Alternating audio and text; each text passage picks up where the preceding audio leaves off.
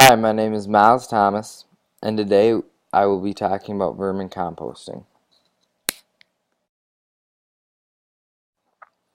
My thesis for this presentation questions whether there's an easy and cheap way to reduce the amount of waste going to landfills. The average person creates 4.3 pounds of waste per day, and about 55% of the 220 million tons of waste created each year in the United States ends up in one of the over 3,500 landfills. The purpose of this research is to see how effective vermicomposting is in reducing the amount of household waste that typically goes to landfills or recycling centers. It will help determine whether worms can be an easy and low-cost help to our environment. Here you go. The simple definition of vermicomposting is the use of worms to convert organic waste into fertilizer.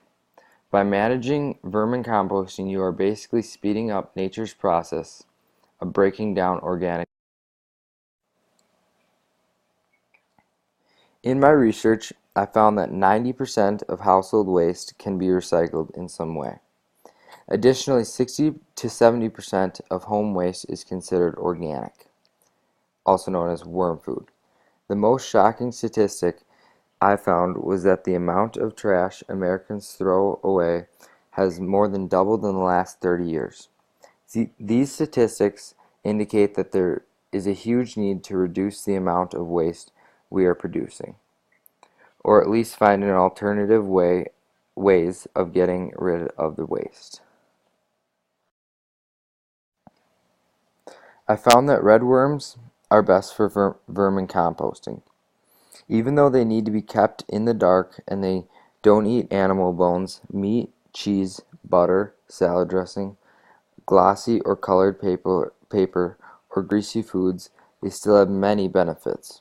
For example, they don't require much care, they aren't picky eaters, they don't smell bad, they can be bought fairly cheap on the internet, they reproduce quickly, and they eat lots of common foods such as fruits, veggies, cereal, oatmeal, crushed eggshells, coffee grounds, tea bags, and newspaper.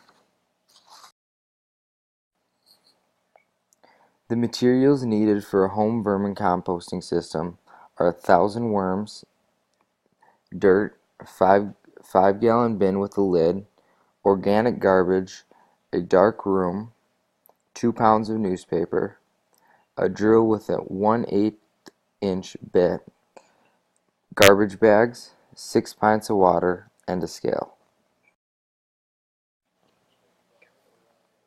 The first step in setting up a worm bin for vermicomposting is to order 1,000 red worms from the organic worm farm. Then you'll need to drill holes in the 5 gallon bin, about 8 in the bottom for drainage and about 12 in the top for air. Then you need to rip 2 pounds of newspaper into 1-inch strips and put them in a plastic bag. Then add 6 pints of water into the bag for bedding. The next step is to make a little nest in the paper and put organic garbage in. Then cover the food with the newspaper and add the worms, spreading them across the bin. Then you need to put something under the bin to soak up any drainage and store the bin in a cool, dark place. This next slide shows a 20-day time lapse of vermicomposting that allows you to see the process.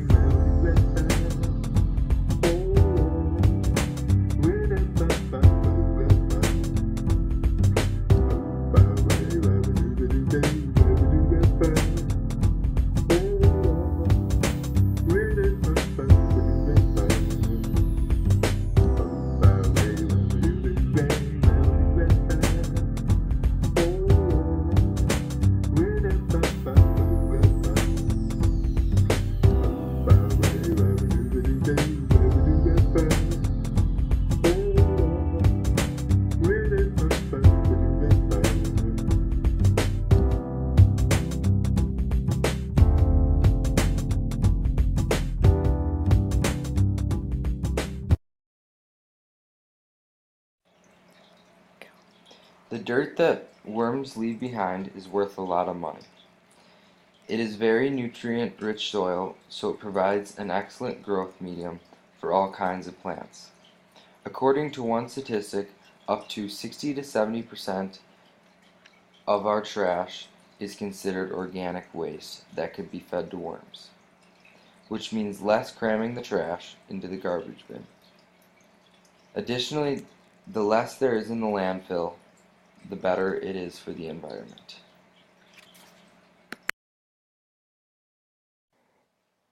In conclusion, vermicomposting creates a very easy and cheap method of reducing the amount of waste going to landfills.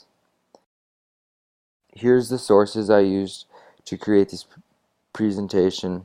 Thanks for listening.